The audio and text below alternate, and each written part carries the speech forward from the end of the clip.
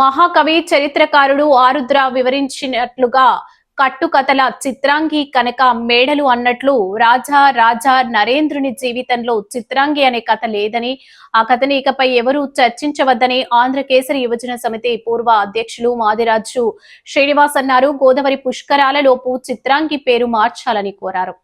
రాజరాజ నరేంద్రుని పట్టాభిషేక మహోత్సవం సందర్భంగా పుష్కరాల రేవులోని ఆయన విగ్రహానికి పూలమాల వేసి నివాళులు అర్పించారు.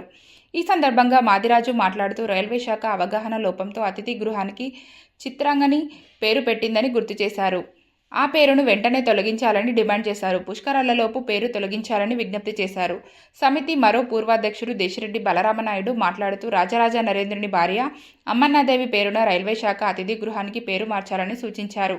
మాజీ కార్పొరేటర్ ఇన్నమూరి రాంబాబు, బ్రాహ్మణ సంఘ నగర ఉపాధ్యక్షులు ముత్య సత్యనారాయణ, నగర బ్రాహ్మణ కార్యదర్శి నిడమర్తి వెంకట్, స్వాతంత్ర సమరయోధులు కుమారులు దాసరి బ్రహ్మగిరీష్, సామాజిక కార్యకర్త పివిఎస్ కృష్ణారావు, సమితి నాయకులు రఘుపాత్రుని సాయిబాబా, గుడుపుడి సునీల్ గౌతమ్ తదితరులు పాల్గొన్నారు.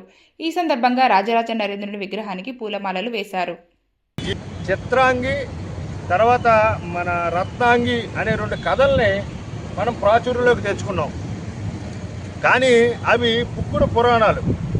ఏదైతే నన్నయ్యకి మంచి పేరు వస్తుందో ఆ పేరును చెడగొట్టాలని మన కర్ణాటక సంబంధించిన ఒక రచయిత ఒక పుక్కుడు పురాణాన్ని తయారు చేశాడు.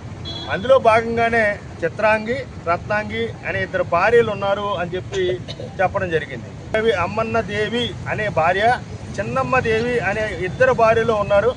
అది చరిత్ర.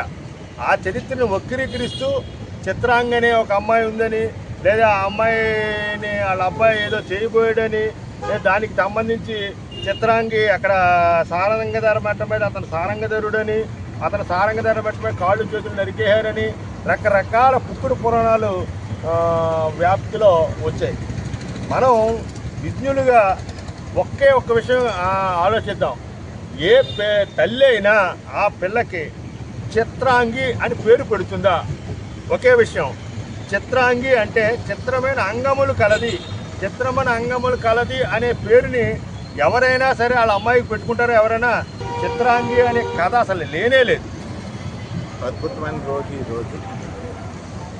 రాజరాజ నరేంద్రుడి పట్టాభిషేకం జరగడం, రాజమహేంద్రానికి ఆయన పేరు పెట్టుకోవడం, రాజరాజ నరేంద్రుడి విగ్రహం స్థాపించడం, అలాగే నేను చాలా కృషి చేశాను. రాజరాజ నరేంద్ర పుష్కర్ ఘాట్లో వేచి ఉండడం మన అందరూ అదృష్టం. రాజమండ్రికి ఇంత ఖ్యాతి తెచ్చినటువంటి చరిత్ర గల వ్యక్తుల్ని మనం ఇలాగ మననం చేసుకోవడం రాబోయే తరానికి చాలా అనూహ్యమైనటువంటి పరిస్థితులు. మరి ఈరోజు చాలా సుదినంగా భావించాలి మనం. ఎందుకంటే ఇవాళ చీఫ్ గెస్ట్ ఆఫ్ ఇచ్చేసినటువంటి మన ఇనుమూరు రాంబాబు గారి ఆధ్వర్యంలో ఆ రోజు పుష్కరాల్లో 2003లో పుష్కరాన్ని టైంలో ఈ విగ్రహాన్ని నిలబెట్టడం, అదే చంద్రబాబు నాయుడు ఓపెన్ చేయడం అంతా చాలా మేము మా ప్రయత్నం సఫలమైనందుకు ఆనందం చేస్తూ రేపు అనుకున్న ఒక నెల రోజుల్లో ఒక బోర్డు అనేది అక్కడ తయారు చేసి మనం పెడదాం. అది ఫ్లెక్సీయా లేదా ఐరన్ బోర్డు ఏదో ఒకటి తయారు చేసి చిత్రాంగి ప్యాలెస్ కాదు ఇది, అమ్మన్నదేవి ప్యాలెస్ ఇది అని చెప్పి ఇవాళ రాజరాజ నరేంద్రుడి మీద అనేక